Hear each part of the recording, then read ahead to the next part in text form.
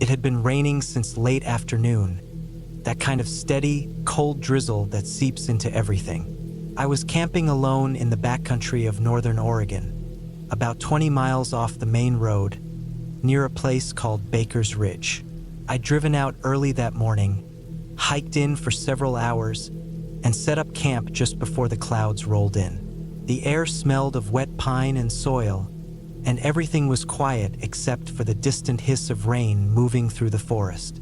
By the time night fell, the rain had grown heavier. My tent, an old green one I'd used for years, sagged a little from the water collecting on top. I'd pitched it on a patch of ground that was mostly flat, surrounded by thick fir trees, and a small creek ran maybe 50 feet away.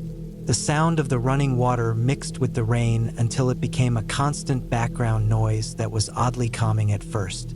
I cooked some instant noodles on my small camping stove and ate inside the tent, listening to the rain tapping against the fabric. It wasn't cold enough to snow, but the air felt heavy and chilled. I had 2 layers on and a sleeping bag meant for below freezing weather, so I wasn't uncomfortable, just damp and tired. I remember checking my watch. It was 9:47 p.m. I zipped up my tent, switched off my small lantern, and tried to fall asleep. Sometime in the night, maybe close to midnight, I woke up without knowing why. The rain hadn't stopped, but it had changed. It wasn't the same steady fall. It was lighter, patchy, and every few seconds I thought I could hear something else mixed in with it. A snapping sound, a branch maybe. I stayed still, listening. First, I thought it was just the wind. Trees creak and sway when it's wet out, and sometimes fallen branches shift under the weight of water. But this was different. It wasn't random, it had a pattern. A few light crunches, then silence. Then more, a little closer. It reminded me of footsteps, slow ones, moving through wet leaves. I told myself it could be an animal, maybe a deer or an elk. They were common around there, but the steps were too careful, too spaced out. Animals don't walk like that unless they're stalking something.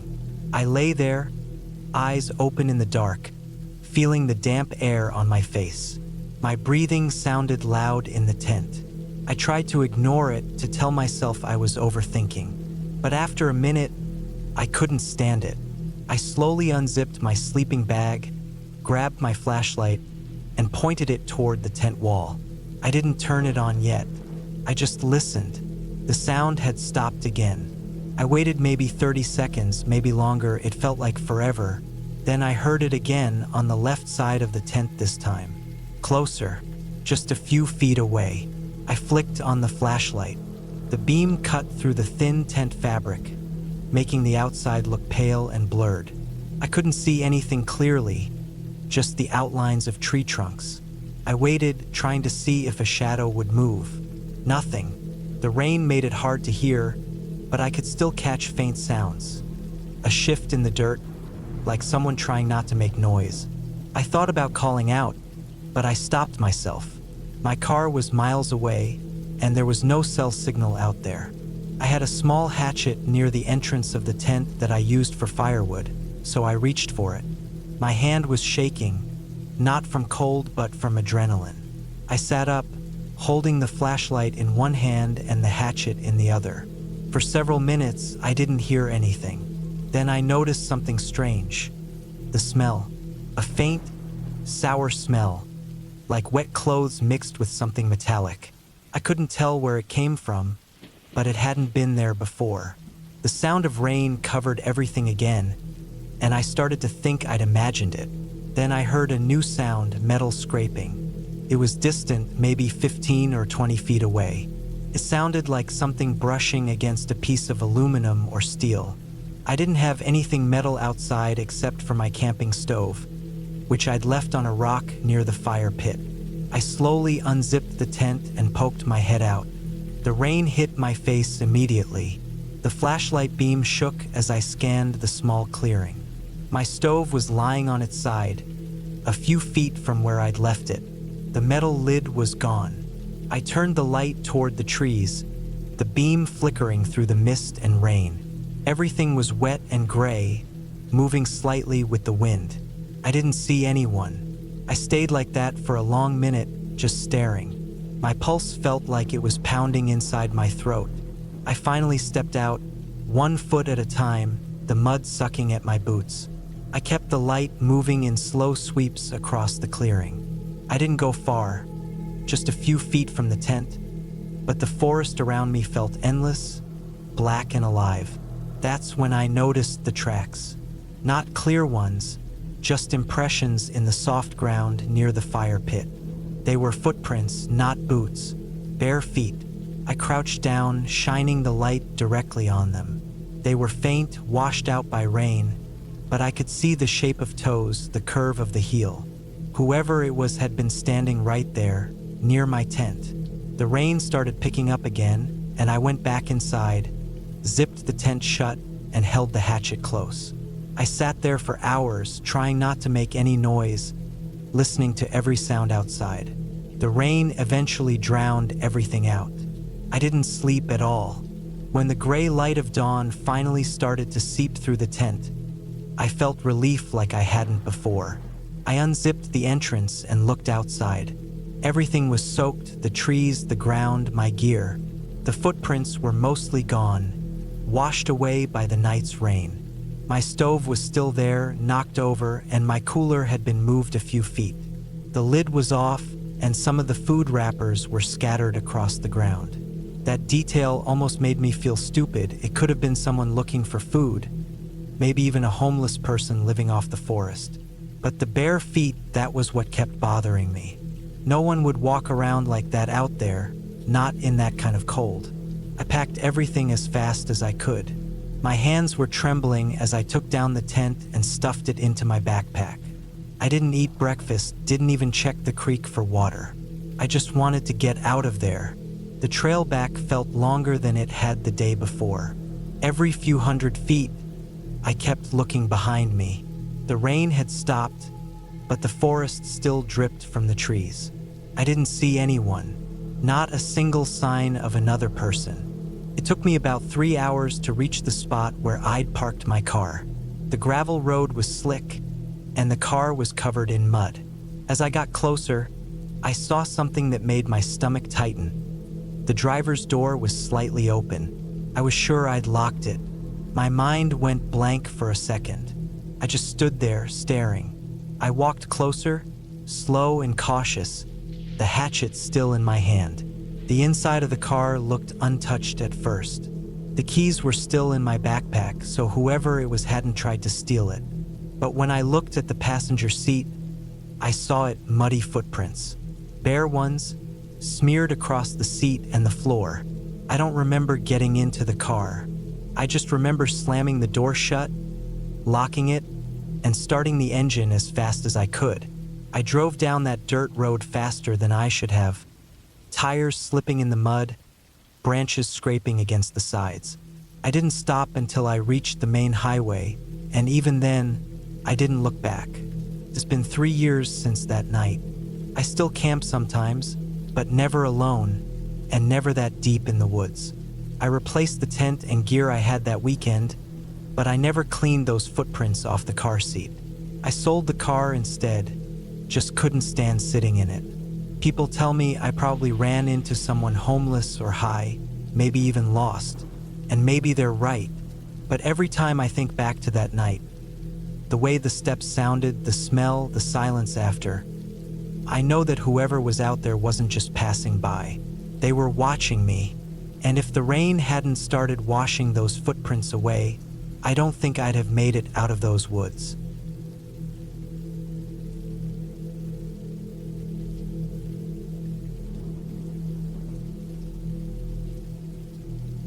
It was the summer of 2019 when I decided to take a solo camping trip in the Pyrenees, near the border between France and Spain. I had been traveling across Europe for a few months after finishing university, and I wanted to spend some time away from people. No hostels, no cities, no noise, just quiet mountains, cold streams, and the sound of the wind. I planned to stay out there for about 4 days, carrying only my tent, some canned food, a small gas stove, and a few essentials. The drive from Toulouse took around 3 hours.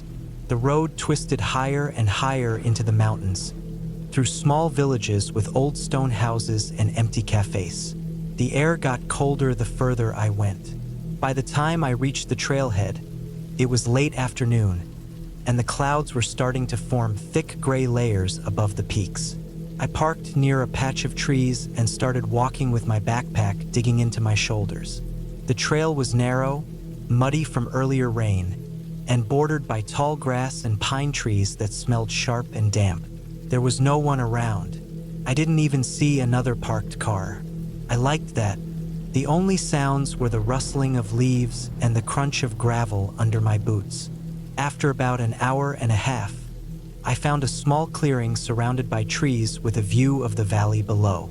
I set up my tent, collected a few fallen branches for the fire, and sat down to eat cold beans straight from the can. The first night was peaceful. The wind moved softly through the trees, and I fell asleep to the sound of rain tapping lightly on the tent. But the second night was when things started to feel wrong. That day, I had hiked deeper into the forest to explore, carrying only a small day pack. I followed an animal trail that led down toward a stream. The water was clear and freezing, and I filled my bottle before sitting on a rock to rest. While I was there, I noticed something strange on the opposite bank, what looked like a small pile of clothing. I crossed over to look. There were 2 old jackets, both torn and dirty, one of them stained dark at the collar. They looked like they had been there for a long time, but not long enough to rot away. Next to them was a small camping stove, rusted but still intact, and an empty pack of cigarettes. It made me uncomfortable, like I was intruding on something. Maybe someone had abandoned their gear after an accident or bad weather. I picked up nothing and walked back quickly to my campsite, but the forest suddenly felt heavier. Every sound made me turn my head. The cracking of a branch, the flapping of a bird. By evening, fog had rolled in thick, covering everything in pale gray. The trees looked like tall shadows around me. I made a small fire and sat close to it, staring into the flames. That's when I heard the sound of movement, not far away, somewhere behind my tent. It wasn't an animal scurrying or the wind. It was slower, like footsteps through wet grass. I froze and listened. The steps stopped. Then I heard them again, closer this time. My chest tightened. I stood up slowly and turned toward the sound, but I couldn't see anything beyond the fog. The firelight reached only a few feet.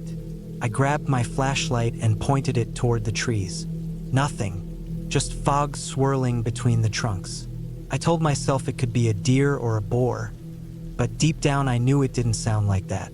The footsteps had rhythm, too careful, too human. The rest of that night I couldn't sleep. Every few minutes I thought I heard something faint, the kind of sound that makes you question your own hearing. When the sun finally came up, I felt sick from exhaustion. I packed my bag quickly and decided to move my camp higher up the trail, closer to an old cabin marked on my map. I figured if I could set up near it, I'd at least feel a bit safer. The hike took nearly all morning. The fog lifted around noon, revealing wet rocks and pine needles scattered across the ground. I found the cabin just off the trail. It was small, wooden, and looked like it hadn't been used in years. The door was hanging off its hinges, but the inside was dry. I decided to pitch my tent just outside instead of sleeping inside. I made another small fire, cooked instant noodles, and tried to shake off the unease from the night before. Around late afternoon, I noticed something strange on the ground near the edge of the clearing. A fresh set of footprints in the mud. They weren't mine. The tread pattern was completely different, and the prints looked recent, maybe made that morning. They led from the forest toward the cabin and then stopped, right where I was standing. There were no prints going back. I felt the hair on my neck rise. I kept scanning the tree line, but it was quiet, too quiet. The woods felt like they were holding their breath. I decided to stay up until sunrise that night, keeping the fire going to make sure whatever or whoever was out there knew I wasn't asleep. By midnight, I was exhausted again. The fire had burned down to glowing embers, and I was sitting wrapped in my jacket when I heard something. Slow breathing, not my own, came from behind the tent, maybe 5 or 6 feet away. I didn't move. My heartbeat was so loud I could barely hear anything else. I reached for my flashlight and slowly turned it on. The beam cut through the dark and hit the back of the tent, but nothing was there. The breathing stopped instantly. I waited, frozen, for what felt like forever. Then I heard the faintest sound of fabric brushing, like someone's clothes sliding against tree bark. That was enough. I grabbed my bag, shoved my essentials inside, and decided I was leaving right then, even if it was the middle of the night. I took down the tent as fast as I could, barely folding it, and started walking fast down the trail with the flashlight shaking in my hand. The trail was narrow, slippery, and pitch black beyond my beam. I kept looking behind me, half expecting to see someone. Every once in a while I'd catch something, a faint shape between the trees, but I couldn't tell if it was a trick of the light or not. My boots splashed through shallow puddles, and the sound of my breathing echoed in my ears. After about 30 minutes of fast walking, I reached a section where the trail split. I couldn't remember which way I came from. My map was in the side pocket of my bag, but I didn't want to stop moving. I picked the left path and kept going. The forest grew denser, darker. At some point, I realized the ground was covered in footprints. Multiple pairs, overlapping, leading in the same direction I was going. Some looked small, others large. None looked like mine. That's when I knew I wasn't imagining it. Someone had been out here, maybe more than one person. Maybe those same people who left the jackets by the stream. I didn't stop again until I saw the faint glint of metal through the trees. My car. I don't think I've ever moved faster in my life. I unlocked the door, threw everything inside, and drove off without even checking if I was on the right road. When I reached the nearest village just after dawn, I parked near a small bakery and sat in the car shaking. My clothes were soaked, and I could still feel that strange pressure in my chest, like something was still watching. Later that day, I went to a small local police station to report what happened. The officer listened, nodded, and told me there had been cases before.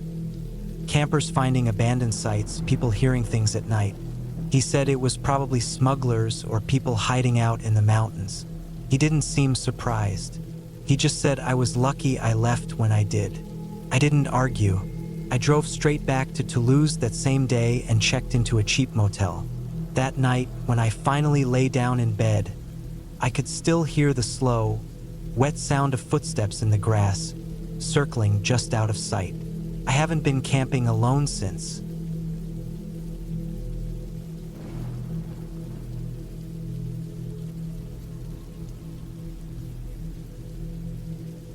It was late September of 2016 when I decided to spend a weekend alone camping near the foothills of the Bitterroot Mountains in western Montana. I was 27 back then, working long hours in construction, and I needed a few days away from noise and people. I'd done a fair bit of hunting and camping before, so going alone didn't really bother me. I packed my gear in the truck, loaded my .308 rifle, some jerky, cans of soup, and drove out early Friday morning.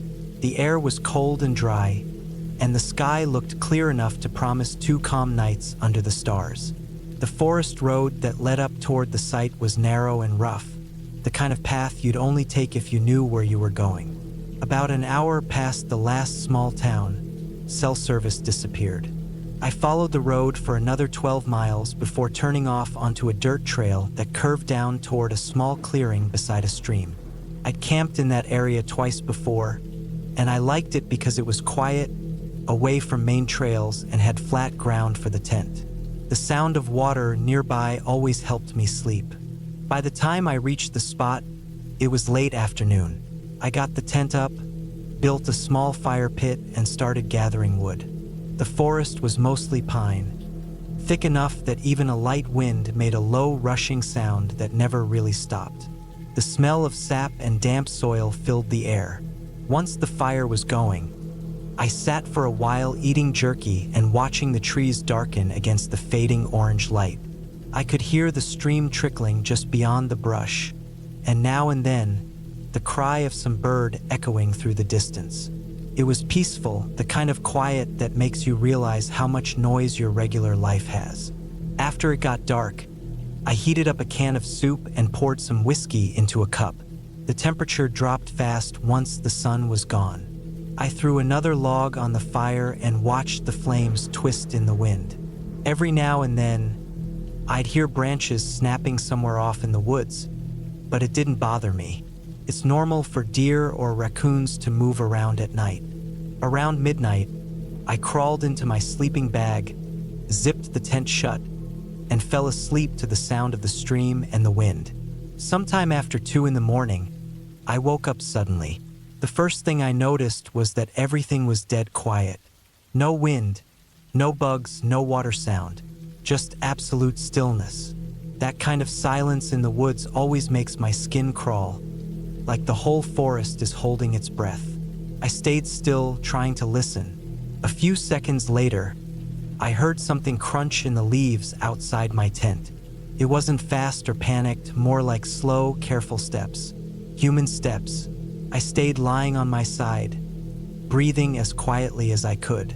The steps circled the tent once, soft and deliberate.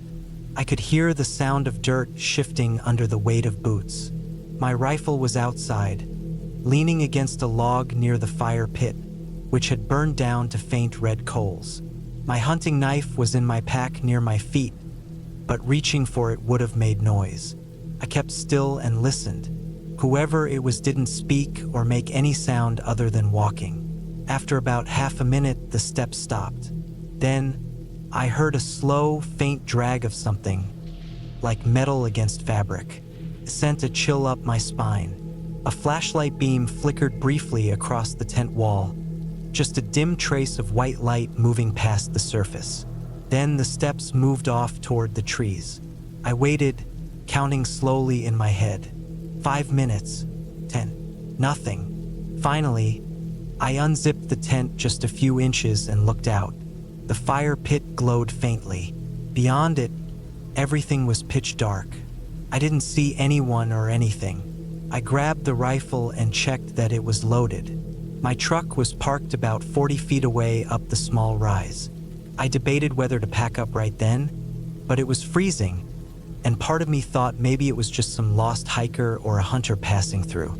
Still, something about how quiet they'd been didn't feel right. I stayed awake until dawn, sitting near the fire with the rifle across my knees, scanning the tree line. The woods slowly came back to life as the sky brightened. Birds started calling again. Wind rustled through the pines. Nothing moved near camp. When it was light enough, I walked around the area. About 20 feet from my tent, I found footprints in the dirt. Definitely human, maybe a man's size 11 or 12. They came from the trees, circled the tent, and then led back toward the stream. I followed them for a while, but lost them near the rocks by the water. That morning, I tried to shake it off. I went out to check some old logging trails and see if there was any elk sign. I carried my rifle with me the whole time.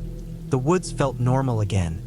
Just birds, the sound of branches creaking, the smell of pine sap warming in the sun. By afternoon, I convinced myself it had probably been a lost hiker or maybe someone camping nearby who got turned around. Still, when I came back to camp, I noticed something that made my stomach drop. The small bundle of firewood I'd stacked the night before had been moved. It wasn't scattered, just shifted about 3 feet closer to the tent. That night, I decided to keep the fire burning the whole time. I stacked extra wood beside me and stayed sitting outside until late. The temperature fell fast again, and fog started forming along the stream, the kind that makes everything look slightly blurred and wet. Around midnight, I started hearing faint snapping sounds in the distance again, like twigs breaking under careful weight. I stared into the fog, but the firelight didn't reach far enough. The noises grew closer, then stopped. After a few minutes, I heard a soft rustling, then a faint metallic click. My whole body froze. It sounded exactly like a lighter flicking. Then I saw it. A small, brief flash of orange light deep in the fog, maybe 30 yards away. Someone was out there, standing still, watching. I raised the rifle, but I couldn't see clearly enough to aim. The light flickered once more, then vanished. I waited, staring at the spot for what felt like forever. The woods went quiet again, except for the low crackle of my fire. I didn't sleep at all that night. When dawn came, I packed everything as fast as I could. I was tired. My hands were shaking from the cold and lack of sleep. I loaded the truck and was about to start the engine when I noticed something nailed to a tree about 10 feet behind where my tent had been. It was a small, smooth piece of wood, maybe part of an old board, stuck into the bark with a single rusty nail. There were scratches carved into it. I leaned closer and realized they were numbers. 472. That was it. No words, just those 3 numbers carved roughly, as if done with a knife. I stood there staring at it for a while. I didn't know what it meant. Maybe nothing. Maybe something I didn't want to know. I pulled the board off, threw it into the stream, and got in my truck. As I drove back down the dirt road, I kept checking the mirrors. Every few minutes, I thought I saw someone standing between the trees, but maybe it was just the light shifting through the branches. I didn't stop until I hit the main highway, and even then, I didn't feel safe until I saw other cars again. When I got home that night, I dumped my gear in the garage and sat in the driveway for a long time, just staring out through the windshield. I told myself it was probably some weirdo wandering the woods, maybe a local drunk or someone squatting in an old logging shack nearby. But even now, years later, I can still remember the sound of those slow, deliberate footsteps around my tent and that flick of a lighter deep in the fog.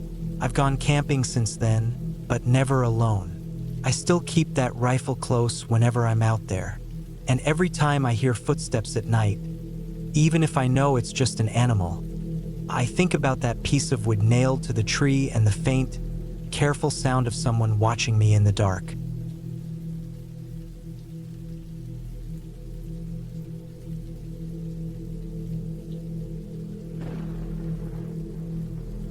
I was 24 when I decided to take a solo camping trip through northern Montana. It was early September, the weather still warm during the day but cold enough at night to make the air bite a little. I'd been planning it for months. A week away from everything, no phone service, no people, no noise except the wind and the creek beside my tent. I'd done a few smaller trips before, but this one was farther out than I'd ever gone. I parked my truck off an old gravel road near Flathead National Forest, about 20 miles from the nearest town. The road ended in a clearing with an old wooden sign that was half fallen and covered in moss. I packed my bag with the essentials: food, water, tent, sleeping bag, knife, first aid kit, and started hiking deeper in. It was quiet, not the kind of peaceful quiet you feel in parks or suburbs, but the kind that made your own footsteps sound too loud. The trees were tall, packed close together, with long stretches where sunlight barely touched the ground. Every now and then I'd hear the snap of a twig somewhere off the trail, but I told myself it was just deer or small animals. I found a good spot by mid-afternoon, a flat patch of dirt near a creek that ran clear and cold. I pitched my tent facing the water, got a small fire going, and cooked a can of beans. The sun dropped behind the trees fast, and by 8, it was already dark. The forest turned into a wall of blackness. That first night was fine. I woke up a few times because of noises, cracking branches, rustling leaves, but nothing out of the ordinary. The second day I spent hiking up along the creek, following it deeper into the woods. I found a few animal tracks, maybe elk or moose, and a few strange piles of stones that looked stacked by hand. They were small, like someone had balanced them one on top of another. I figured it was just some hiker's art project or something from years ago. When I came back to my camp in the evening, I noticed something strange. My firewood pile had been moved. I had stacked it neatly beside a rock before leaving, but now half of it was scattered. It wasn't windy, and I hadn't seen any signs of animals big enough to move wood around like that. I didn't like it, but I tried not to overthink it. I ate, stoked the fire higher, and went to sleep. Around 2 in the morning, I woke up again. It was dead silent, not even crickets. My tent was pitch dark, but I could hear something. Faint steps, slow, careful, moving just outside the tent. My heart started pounding so loud I could hear it in my ears. The steps circled the tent once, then stopped behind it. I didn't move. I just lay there, barely breathing. After maybe a minute, I heard the sound of something brushing against the fabric of the tent. Just a light drag like a fingertip, then silence again. I don't know how long I stayed awake, but eventually, I must have passed out because when I opened my eyes again, it was morning. I stepped outside right away, trying to convince myself I'd imagined it. The ground around the tent was soft, and there were footprints in the dirt, human footprints, bare feet. The toes and heels were clear, pressed deep into the mud. They weren't mine. I looked around in every direction but saw no one. I packed my things fast, thinking about hiking back toward my truck. But something in me didn't want to seem paranoid. I'd come all this way, and I had enough food and time. Maybe some other camper had wandered by in the night. That's what I told myself, even though it didn't make sense. That evening, I built a bigger fire than before, high enough to make the shadows flicker far into the trees. I sat there until my eyes hurt from watching the dark. Every sound made me jump, every crack of wood or rustle of leaves. When I finally crawled into the tent, I left my flashlight on next to me, aimed toward the entrance. It must have been after midnight when I woke again. This time it wasn't footsteps. It was a sound coming from the creek. A splash, like someone stepping into the water. Then another. I unzipped the tent just enough to peek through the opening. The fire was still glowing faintly, and in the dim light, I could see movement near the creek. Someone was standing there. They were facing the water, still not moving, just standing ankle deep in the current. I couldn't see their face, just a dark figure, tall, thin, wearing something light-colored. My mouth went dry. I didn't move a muscle. After a minute, they turned their heads slightly, like they were listening. Then they walked out of the creek and disappeared into the trees. I didn't sleep at all after that. I waited until the sky started to lighten, then tore down my tent and packed everything in minutes. The hike back to the truck felt twice as long. I kept checking over my shoulder, half expecting to see someone following me through the trees. The woods were quiet again, but not peaceful. It felt like I was being watched the whole way. When I finally reached the clearing, my stomach dropped. My truck door was open. I knew I'd locked it. I froze a few feet away, listening, trying to hear if anyone was nearby. The driver's seat was empty, but the glove box was open, and some of my stuff had been tossed onto the passenger seat. The keys, which I always left in my backpack, were sitting right on the hood. I didn't waste another second. I grabbed the keys, threw everything into the back, and drove out as fast as the road would let me. My hands were shaking the whole way, and I kept watching the rearview mirror, half certain I'd see someone step out from the trees. When I finally made it back to town, I stopped at a gas station. I sat there for a long time, just breathing, staring at the dirt on my hands. I thought about calling the police, but what would I even say? That someone walked around my camp and moved my stuff? There was no proof of anything. No sign of who it was or what they wanted. For a few nights after I got home, I couldn't sleep. I'd wake up thinking I heard footsteps again. I stopped camping after that. Sold most of my gear. A few weeks later, I looked up that area online. There were a few old posts on hiking forums about weird things near that same stretch of forest. People finding abandoned campsites, food stolen, tents slashed open. No one ever said they saw who did it. Some said it was probably a drifter living out there, someone who watched the campers come and go. Sometimes I think about that night, the footprints, the person standing in the creek. I don't know what they wanted, but I know they were watching me for more than one night. And the thing that still bothers me most isn't the footprints or the truck, or the fact that someone got close enough to touch my tent. It's that when I first got there, on the first day, I found those stacked stones along the creek. And the next morning after I saw that figure in the water, I noticed one more stack. It was right beside where my tent had been. And the top stone was smaller, sharper, and balanced perfectly, like it had been placed there carefully by hand while I was asleep. I never went back to Montana after that.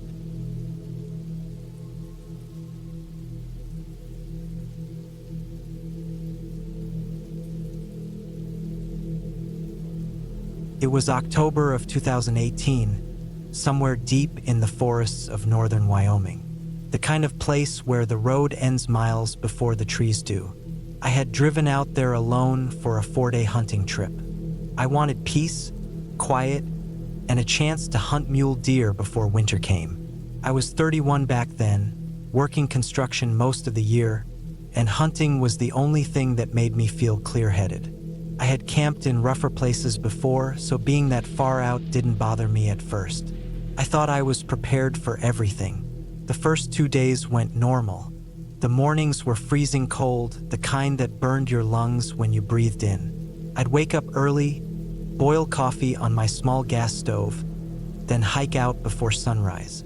The forest was thick with pine and spruce, and the ground was uneven, covered in moss and dead needles.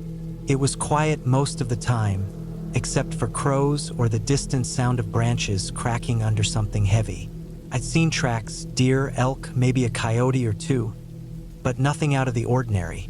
I had my camp set up near a small clearing beside a stream. My tent sat between 2 big pine trees, with a small fire pit and my truck parked about 30 yards away. It was the kind of spot that felt peaceful during the day but uneasy at night. The forest would go dead silent once the sun went down. I remember sitting by the fire that second night, eating a can of chili, when I realized how dark it really got out there. There wasn't a single bit of light besides the flames. You couldn't even see your hand if you stepped a few feet away. I told myself it was just wilderness doing what wilderness does, but still, there was something heavy in the air. On the third morning, I hiked about 5 miles deeper into the woods, following deer trails and checking the wind. It was cold enough that my breath came out in clouds. Around noon, I noticed something odd, tracks that didn't look quite right. They were boot prints, but uneven, like someone dragging a foot. At first, I figured it was an old hunter's trail or maybe someone who'd been injured, but the prints were fresh. The edges were sharp, the soil still damp. I hadn't seen a single person since I got there, and there weren't any other vehicles at the trailhead where I parked. Still, I brushed it off. People got lost all the time. I hunted for a few more hours before heading back to camp. The sun was dropping fast, painting the woods in orange light. By the time I got back, the temperature had dropped again. I noticed right away that something was off. My tent flap was open, and one of my bags was half unzipped. Nothing was gone, at least not that I could tell, but things were moved around. My small hatchet was lying in the dirt near the fire pit, and my food bag looked like someone had rummaged through it. I remember standing there, staring at the mess, trying to make sense of it. Bears don't unzip bags. Raccoons don't move hatchets. I checked the ground around my camp and saw faint boot prints near the edge of the clearing. They weren't mine. The tread pattern was different. It looked like someone had circled my camp a few times. That's when it hit me that maybe I wasn't as alone as I thought. That night, I didn't sleep much. I kept the fire low and stayed inside my tent with my rifle across my lap. Every sound outside felt amplified. The creak of a branch, the rustle of dry leaves, even the wind brushing against the canvas. At some point after midnight, I heard something heavy moving just outside the firelight. Slow steps, not animal steps, these had rhythm, human rhythm. I didn't move, I barely breathed. The steps circled my tent once, then stopped. I waited for what felt like an hour, gripping my rifle until my fingers went numb. Eventually, the sounds faded away, and I told myself I'd imagined it. When morning came, I walked around my camp again. There were new footprints. They stopped about 10 feet from my tent, right where the firelight would have ended the night before. Whoever it was, they had been watching me. I packed my things as fast as I could and decided to leave that day, even though I'd planned to stay one more night. But my truck wouldn't start. The battery was fine, the gas was fine, it just wouldn't turn over. I checked under the hood, and that's when I saw the cut. Someone had sliced through one of the smaller wires leading to the ignition. Clean cut, not chewed, not worn, cut. I felt my stomach twist. Someone had been near my truck. Maybe while I was out hunting, maybe while I was sleeping. I spent the next few hours trying to patch the wire together using electrical tape from my kit.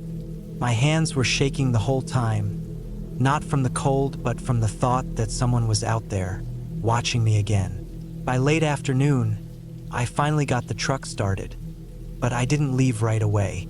I was exhausted, hungry, and my head was pounding. I figured I'd rest for an hour before driving back to town. I sat near the fire pit, eating a protein bar, when I noticed something in the trees. About 50 yards away, half hidden behind a pine, was a figure. At first, I thought it was just a tree stump or a shadow, but it moved, slowly. It stepped out from behind the tree. It was a man, tall, maybe 6 feet or more. He was wearing dark clothes, looked like an old hunting jacket and boots. His hair was long and greasy, and his face was pale, almost gray from the cold.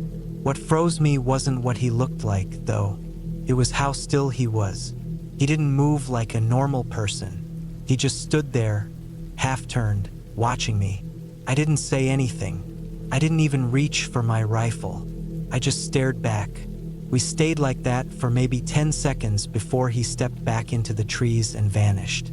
No sound, no crunch of leaves, nothing. I didn't go after him. I threw my gear into the truck, kicked dirt over the fire, and drove out of there as fast as the truck could handle. It took me 2 hours to reach the highway. The whole drive, I kept checking my mirrors, half expecting to see headlights behind me, but the road stayed empty.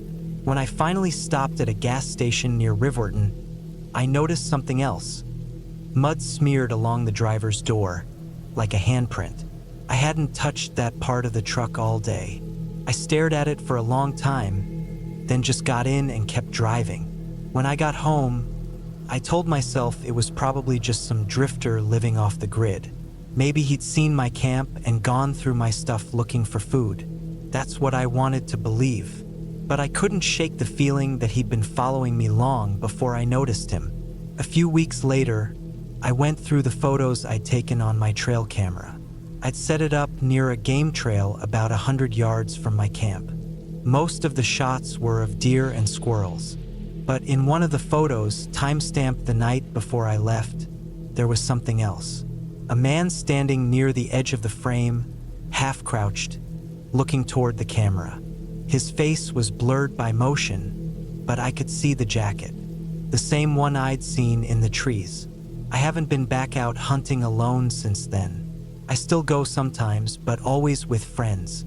Even now, when I camp, I can't sit by a fire without scanning the dark tree line. Every crack of a branch still makes me freeze for a second. I keep wondering how long he was there, how many nights he'd watched my camp before I even noticed. That forest in Wyoming still sticks in my head sometimes. The quiet, the cold, the feeling that someone's just beyond the edge of the light. Close enough to see you, far enough that you'll never see them back.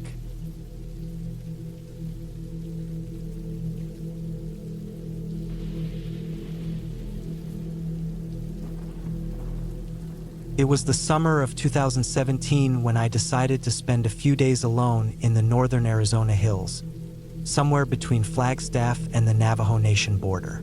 I was 26 back then, working part-time at an auto shop, and I just needed a break. Too many hours indoors, too much noise, too many people. Camping alone had always calmed me down. No phone service, no traffic, no one around, just silence and space. I packed light: a small green tent, a sleeping bag, a headlamp, a knife, a cheap folding chair, and a cooler of food and beer. The truck I drove was old, a 2004 Tacoma with faded red paint and dents all over, but it always started. I drove out from Flagstaff around noon, filled up on gas in a tiny town called Loop, then turned down a long dirt road that stretched into nothing. The kind of road where you feel like you're driving off the edge of the world. By late afternoon, I found a small clearing near a dry creek bed. A few old pine trees stood scattered around, their needles covering the ground in a soft orange blanket. The nearest sign of people was a rusted barbed wire fence running along a ridge, maybe half a mile away. No voices, no distant engines, just the wind pushing through the grass. It was perfect. I set up my tent before dark. The air smelled dry, a mix of dirt and pine. I built a small fire out of dead branches and heated a can of chili. When the sun dropped, the temperature fell hard. It always does in Arizona. The stars came out in thousands, sharp and close. I sat there for a long time, staring up at them, drinking a beer, listening to the crackle of the fire. That first night was peaceful, cold but calm. I fell asleep around midnight to the sound of wind brushing through the tent walls. The next morning, I woke early, made coffee on a tiny propane burner, and went hiking up the ridge. From the top, I could see miles of open desert stretching out east. No roads, no smoke, nothing. But when I turned back toward camp, I noticed something odd. There was another campsite, or what looked like one, about a quarter-mile from mine, tucked into a small group of trees. It hadn't been there when I arrived. I was sure of it. It looked old, though. Torn fabric, something like an old tarp hanging off a branch, and what might have been a fire ring made of rocks. I walked a little closer, but didn't go all the way. Something about it felt wrong. Maybe it was the way the tarp moved even though the wind had stopped. I told myself it was probably just leftovers from hunters or travelers. Nothing unusual. Still, when I got back to my camp, I couldn't shake that uneasy feeling that someone else had been, or still was, around. The rest of that day, I stayed near my camp. I read a book, gathered wood, ate jerky, tried to relax.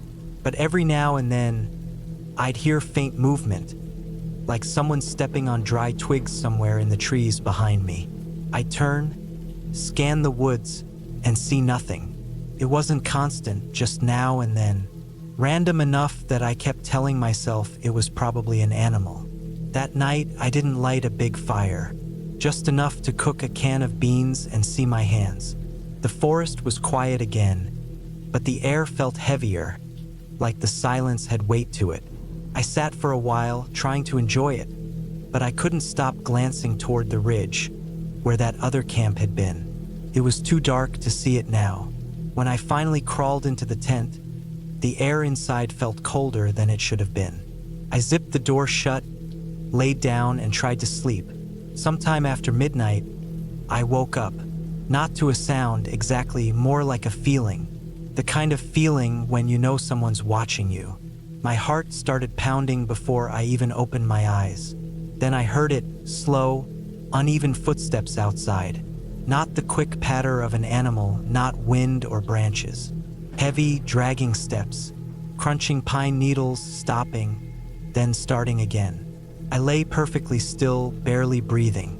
The sound came from behind the tent, near where I had stacked the wood. Stopped for a long time. I could hear my heartbeat echoing in my ears. Then something brushed against the side of the tent. Slow, deliberate, like a hand running down the fabric. I froze completely, The footsteps moved again, circling. My knife was in my backpack, a few inches from my head, but I couldn't bring myself to reach for it. The air inside the tent felt suffocating. I stared at the faint shadow on the fabric, a tall, thin shape moving just beyond the edge of my light. Then it stopped again. For at least a minute, nothing moved. No wind, no crickets, nothing. I thought maybe whoever or whatever it was had gone. Then I heard it again, closer this time. A low, broken sound. It wasn't quite a growl, and it wasn't human. It was like a voice trying to copy one. But wrong. My throat went dry. I didn't move for hours after that. I must have passed out sometime before dawn, because the next thing I remember was sunlight cutting through the tent. When I unzipped the door, the fire pit was scattered. The cooler was tipped over, lid missing. My food was gone, torn open, dragged a few feet away. But what bothered me most were the footprints. They weren't boot prints. They weren't animal tracks either. They were long, narrow, almost human, but not quite right. The toes looked stretched out, and the heel seemed to sink too deep into the dirt. I followed them for a few yards before they disappeared into the dry grass. My first thought was to pack up and leave, but something stopped me. I told myself maybe it was some weird coyote or maybe a person messing around. I didn't want to look stupid running off over nothing, so I stayed one more night. That was a mistake. The day dragged on, heavy and quiet. I barely moved from camp, barely ate. Every sound made me twitch. Around dusk, I noticed something up on the ridge. A figure standing near the old fence line, facing my direction. Too far to see clearly, but tall. Unmoving, just watching. I stared at it until the sun went down, and when the light faded, it was gone. I decided I wasn't sleeping that night. I packed everything except the tent into the truck and kept the headlights ready. I sat in the driver's seat with the door cracked open, waiting. Hours passed. Midnight came and went. Nothing. Just that dead stillness again. Then, faintly, from somewhere up near the ridge, I heard the sound of something calling. My name. It was soft, drawn out, like someone who didn't know how to say it right. That broke me. I slammed the door shut, started the truck, and hit the gas. The tires kicked up dirt and rocks as I flew down that road, headlights bouncing off the trees. I didn't stop until I hit pavement again. When I finally reached Flagstaff, I parked at a gas station and sat there for almost an hour before I could calm down. A few weeks later, I told a local guy about what I'd seen. He said I had probably camped too close to reservation land, that I shouldn't have gone that far out alone. He didn't say much more, just gave me a look I'll never forget, a kind of warning mixed with pity. I've gone camping plenty since then, but never out there, not near those hills. I still think about that sound, though the way it said my name almost right, but not human. Whatever that thing was, it knew I was there. And the part that still keeps me up sometimes isn't what I saw. It's that if I hadn't left when I did, I think it would have tried again. And maybe that time it would have said my name perfectly.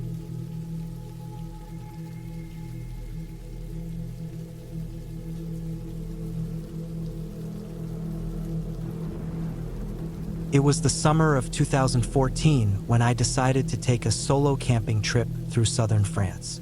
I was 27 then, traveling across Europe in a beat-up Peugeot I had bought off a British guy in Marseille. I had been staying at hostels and cheap ghost houses for weeks, but after too many nights surrounded by noise and strangers, I wanted some peace. I picked a quiet spot in the Luberon region, not far from a small village called Apartment. The area was known for its lavender fields, vineyards, and long dirt roads that disappeared into the hills. I found a place off a gravel road that seemed perfect, hidden behind tall pines with a small clearing for my tent. The air smelled of pine sap and dry earth. It was late afternoon when I arrived, and I remember the way the light fell through the trees, soft and golden. I parked the car under some branches, set up my tent, and made a small fire pit with rocks. There was something peaceful about being completely alone. No cars, no people, just the sound of wind pushing through the trees. I cooked some pasta on my small camping stove, watched the sunset, and felt that deep silence settle in. It was the kind of silence you only get far away from cities. No hum of power lines, no passing planes, nothing. I stayed up for a while, writing in my notebook, sipping from a cheap bottle of wine. Around 10, I crawled into my sleeping bag and fell asleep almost immediately. I woke up in the middle of the night to what sounded like footsteps. They were slow, deliberate, the crunch of dry twigs. I lay still, listening. My tent was zipped shut, and the fire had burned out completely. For a moment, I thought it might be a deer or a wild boar. I told myself not to panic, but the steps stopped too close for it to be an animal. I could hear breathing, not heavy, but steady, like someone standing there just outside the thin layer of fabric separating us. My heart pounded so hard I could feel it in my throat. I didn't move. I didn't even breathe loudly. I waited, eyes wide in the dark, until I finally heard the sound of movement again. Slow steps circling around my tent. Then it went quiet.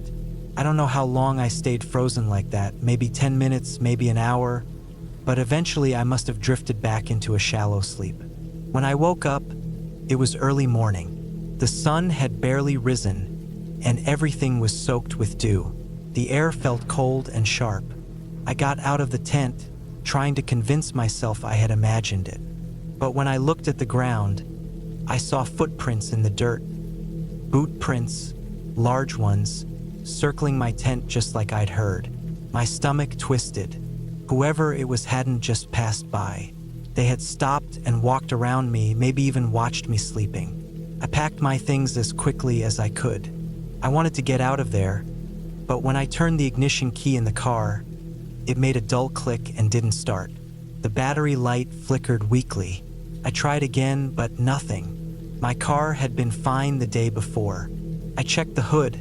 Not that I knew much about engines, but it didn't take long to see the issue. Someone had cut the battery cable clean through. It was sliced, not chewed or frayed. My hands started shaking. There was no cell service out there. I knew the nearest village was about 6 kilometers away. I didn't want to leave my stuff behind, but I wasn't going to stay there another minute. I took my backpack, filled my water bottle, and started walking back down the gravel road.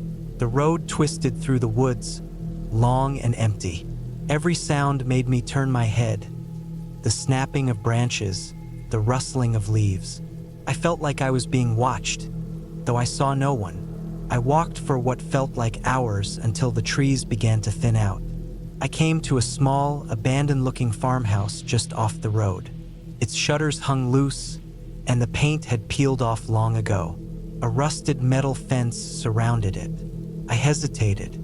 I didn't want to go near it, but I needed to make sure I was heading the right direction. I walked up closer to the fence and noticed something hanging from one of the posts. A length of wire, coiled tight.